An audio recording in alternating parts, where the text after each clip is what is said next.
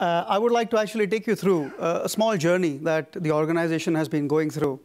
And of course, like each one of you is changing their businesses, we also are involved in changing our own businesses and innovating inside-out innovation for the last years, so to speak. So in this presentation, I'll give you a quick background in terms of what have we become, what is the past, what is the present for us, and where do we see ourselves going in terms of the immediate near future. There was a time when the business planning used to be 2 years, 3 years plan. In the previous days, we actually planned for a maximum period of 12 to 18 months. Because as a technology company, as a company that actually supports most of your organizations in determining where the technology is going to lead the business, of course, it's a very, very quick turnaround time. For those of you who are not aware, as of now, we are more than 1,000 people globally. We have innovated in some of the areas, which I'll come to very quickly. Thus far, we are still to mark the 1,000 projects in the history of the organization, but we're very close. So we've passed 800 projects which are live. We have clients currently in 21 countries. So we are able to manage the cultural diversity with, of course, me being here in the Netherlands. There is Indians living in India. We have the Chinese in China. We have the Romanians in Romania. We have the Canadians sitting out of Canada. But nevertheless, it still manages to operate as an integrated organization. So that is something which we are extremely proud of. At any given time, we have more than 100 active customers in the organization. The Dutch office currently runs about 58 projects, all in parallel. And these are projects which are beyond the dedicated teams that we run for our organizations. Some of the things that Chris probably did not mention, I would have loved to have a promo, of course, from all of the earlier speakers. But as a rule for NINtec clients meet, we do not ask them to promote us. But of course, this is my 15 minutes. Chris, we have a fairly large deployment team for Thin Data, Transcontinental Interactive. More than 50 people, 50 engineers, highly skilled, actually manage their systems. Also give 24/7 support. So each and every mail that goes out for Air Canada customers goes actually through the systems that the engineers in India, in cooperation with the engineers in Canada, have actually developed. So that is something for us to be proud of. When somebody is doing a search on autos.nl, the team in India is extremely proud of that. When thousands and thousands of reservations are made for their Bandhan whistle through the scheduling and planning app that we make, it's absolutely a proud moment for us. And in all of this story, we never say we don't make mistakes. Yes, we are an IT company, and making mistakes is inherent to the IT life cycle. So one of the things that we take really pride is commitment and hard work. And clearly, that is also one of the stake words that I have actually in my Skype. There is no substitute for hard work.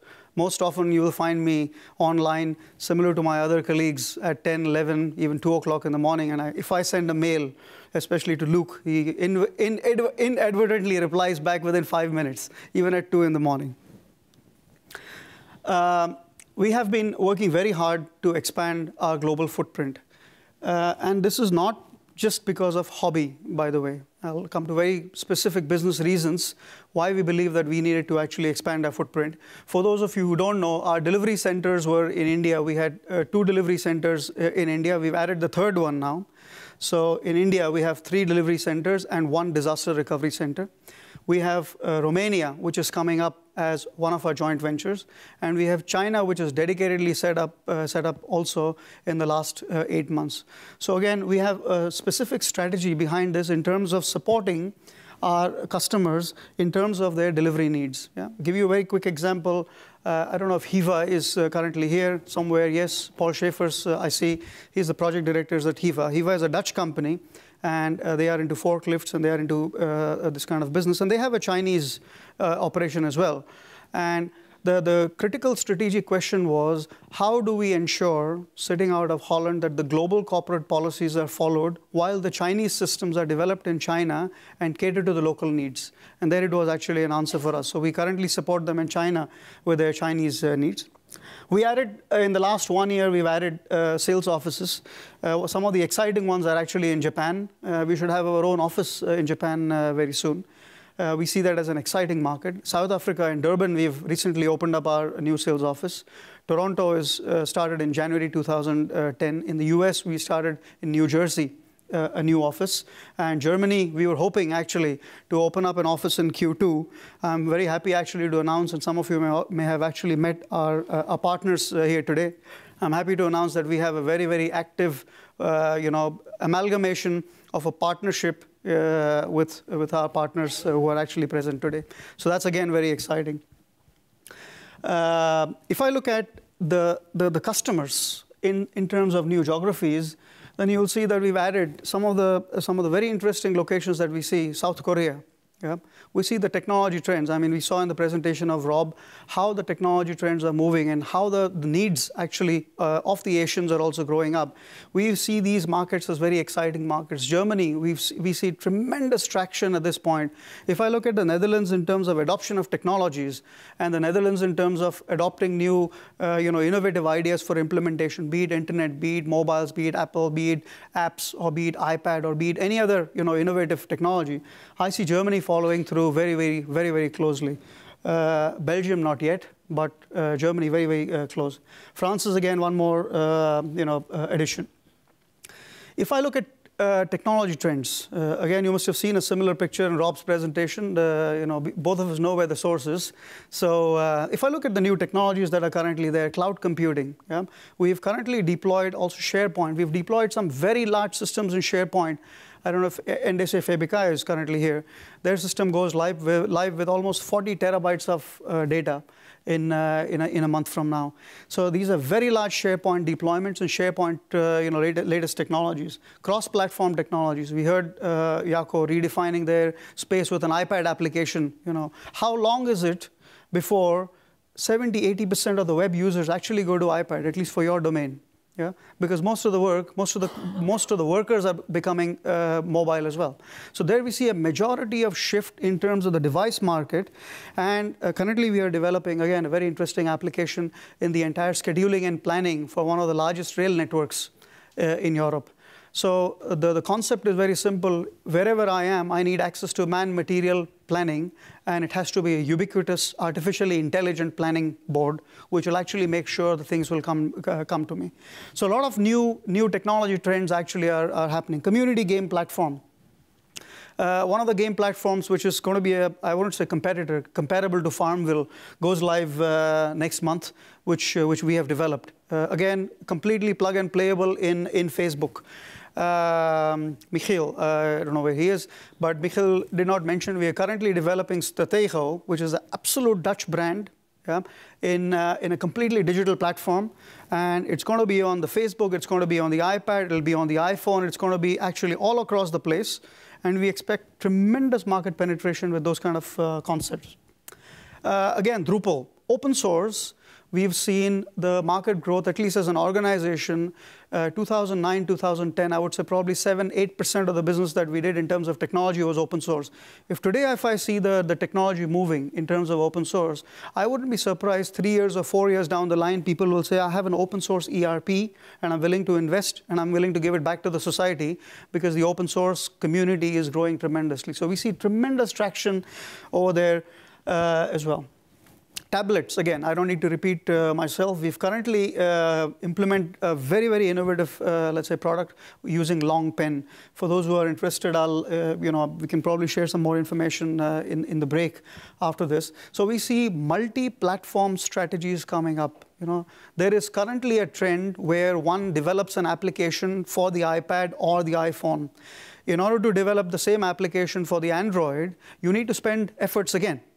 You need to actually render the application, because even the screen resolutions are different. Yeah? So we are actually inventing in platforms where we will develop once and deploy in multi-platform. Having said that, one critical message that I wanted to give without forgetting is, last year we invested into a high-tech organization.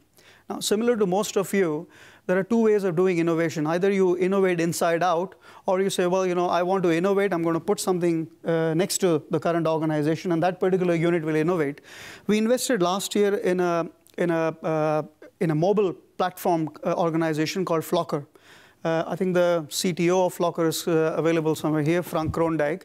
And I'm extremely proud to say that this morning, in fact, Frank sent me at 2 o'clock in the morning an SMS. Apple accepted the platform onto the iTunes Store.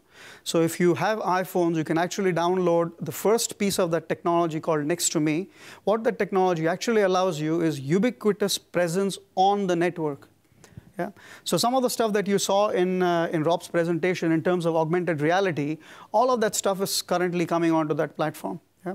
So why do we feel that we wanted to invest in that technology and that platform is, I believe, and we strongly believe, that the Telegraphs of this world, the Wagner's of this world, who are currently fighting the war with the Googles of this world, will somewhere want to have their independent platforms to deploy their content, because that 10-year lifespan, which Martijn mentioned in the morning, that 10-year might simply actually become even 5 or 7 years. So we see that as a means of supporting our customers with a very, very fast deployment. Yeah. I don't know if people from Goudse are here. I see at least one of them. Their application was deployed, again, in weeks' time. It's a life rent application. Why? Because these platforms are going to become available. And that is something that we are also innovating and investing in. So build once, deploy multi-platform. Yeah?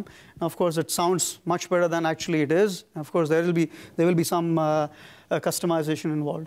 Face recognition. We are currently involved in some very, very interesting applications. And you saw, again, in earlier presentations, that you have a mobile and you look at a building, and currently Google Goggles already tells you where that building is and all the information on that building. But what about a face?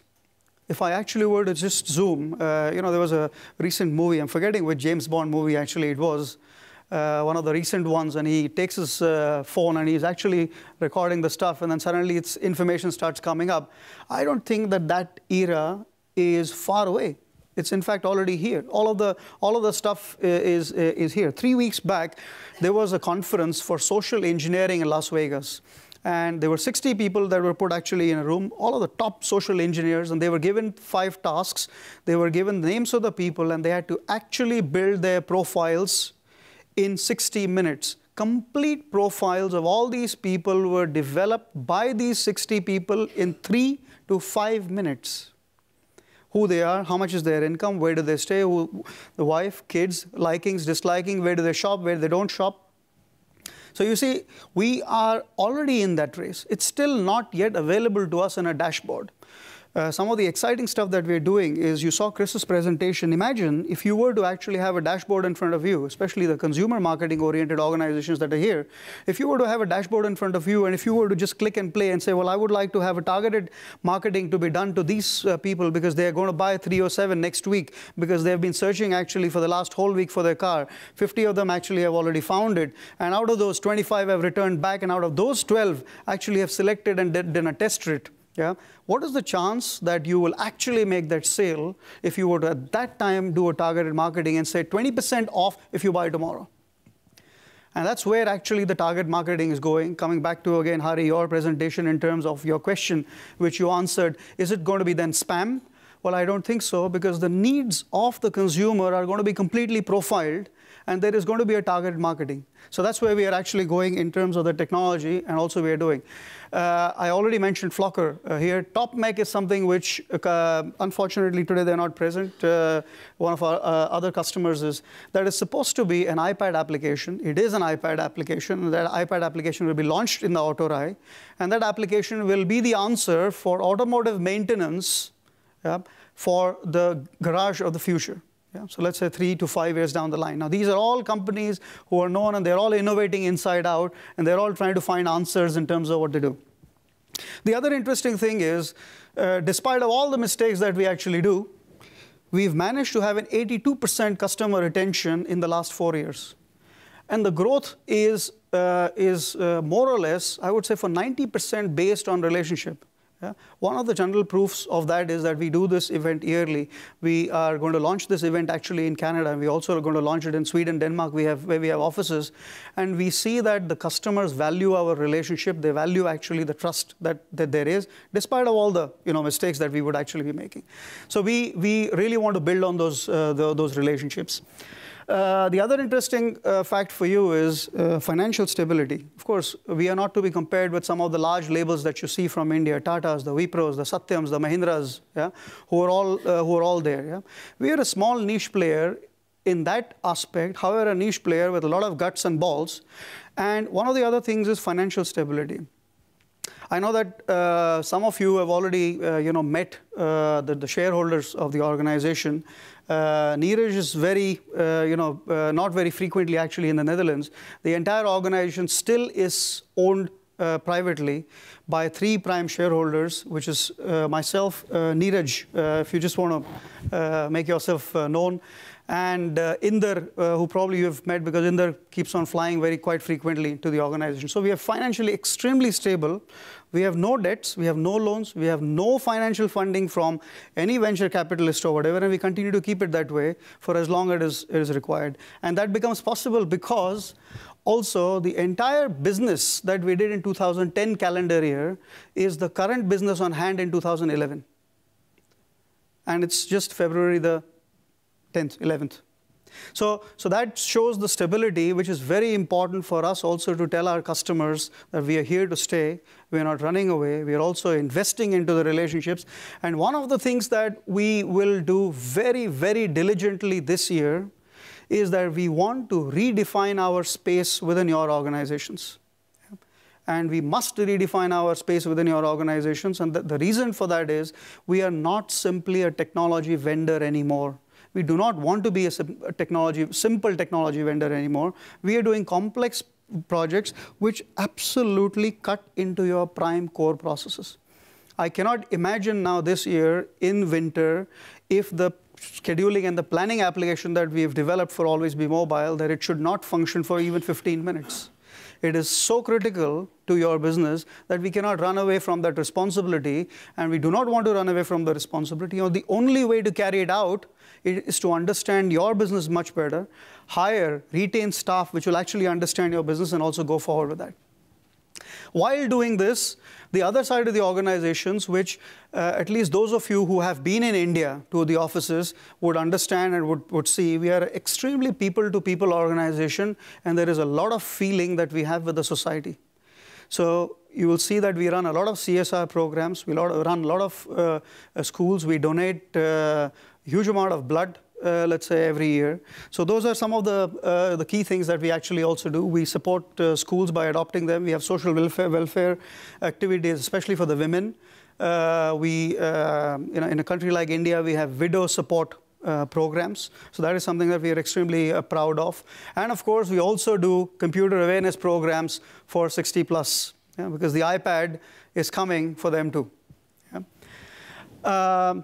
The other thing is, probably you may not know, is I flew a year back to New Delhi. We were awarded Emerging Corporate Award by the then Finance Minister of India, Pranab Mukherjee. And for us, it was an extremely proud moment, because we were seen then as a company of 1,000 people, also at that level, and we are being noticed. So that is something which is obviously a nice thing to have. If you look at yesterday, the perception is a technology company from India and the Netherlands, and we were leveraging the IT skills. If you look at what it is today, then you will probably be also noticing in our interactions with your organizations is that we provide business solutions. And there you see the delivery centers, and you will see the sales offices. And none of the sales offices, by the way, is without operational staff. So all of the sales offices, most of them will have operational staff, project management, and local responsibility. And we like to call ourselves Glocal. So which is global delivery, however, a local flavor and local responsibility. If I look at tomorrow, where it is going, then tomorrow is bringing for us a very interesting paradigm. The paradigm that we are actually looking at, and given the examples of Hiva as well, is that we have the delivery centers connected together. We are currently capable of running a 24/7 software development cycle for our customers. We are actually currently capable of servicing these project management offices around the clock, and we are able to ensure business connectivity. One of the prime examples of that is, again, if I look at Transcontinental Interactive Thin Data, due to some hardware issues, there was an outage. I forget when it was, November 2010, there was a power outage, or there was a hardware outage issue in one of the, let's say, hosting centers. And of course, when these large systems go offline, They need to be brought online again, and that's a hell of a job. Yeah.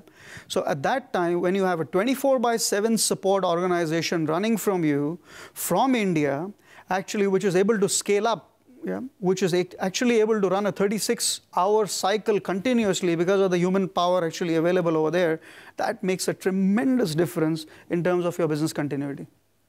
So that is where we are actually headed towards in terms of taking that responsibility. In general, and this is my second last slide.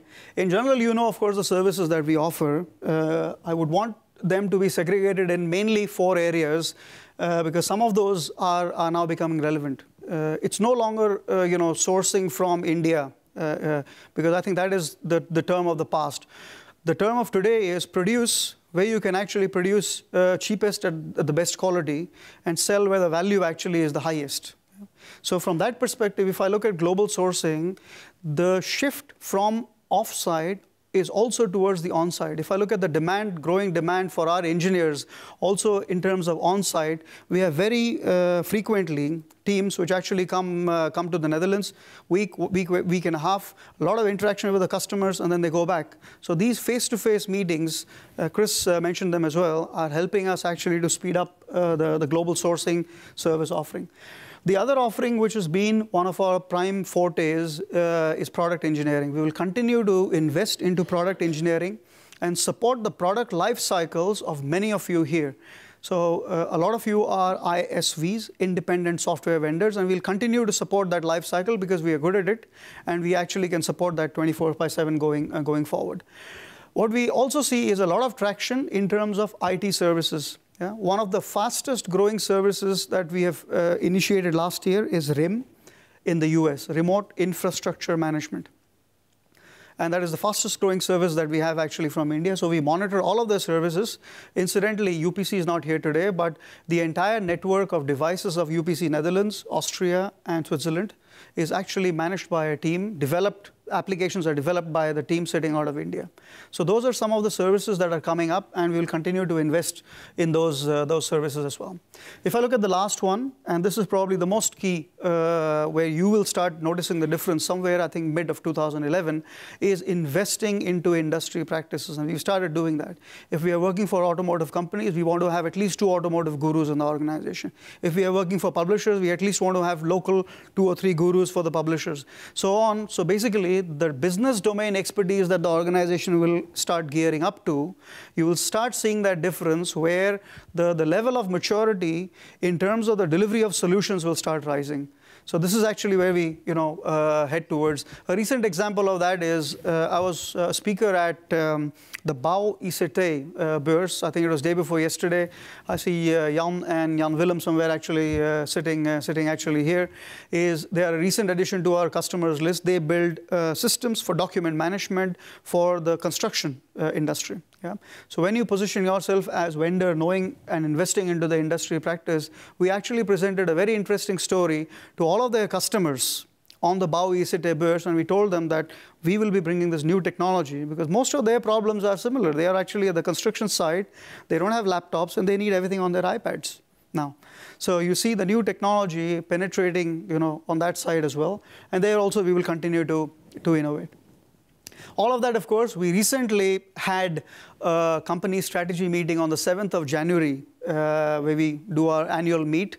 And most often, we fail to show, let's say, a lot of people, sitting across. I often get a question asked, do you really have those guys sitting in India? Of course, people who have been to the India office, they know it. But Luke keeps on asking me that as well. He says, where are those people? Why aren't they working for me?